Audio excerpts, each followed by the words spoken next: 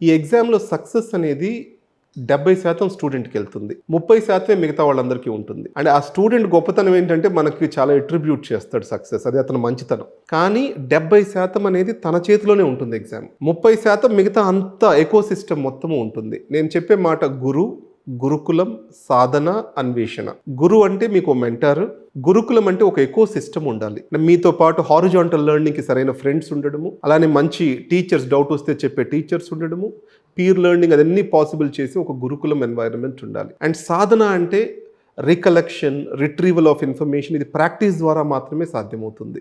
ఆ సాధన చేయాలి. అన్వేషణ, ఎప్పటికప్పుడు వాళ్ళు ఎందుకు సక్సెస్ అయ్యారు, నేను ఎందుకు ఫెయిల్ అయ్యాను, వాళ్ళకి అన్ని మార్కులు ఎందుకు వచ్చాయి, నాకు 132 మార్కులు అమ్మాయికి ఎందుకు వచ్చాయి, 116 ఈ అబ్బాయికి ఎందుకు వచ్చాయి, వీటిని ఎక్కువ అన్వేషణ చేసుకుంటూ ఉండాలి.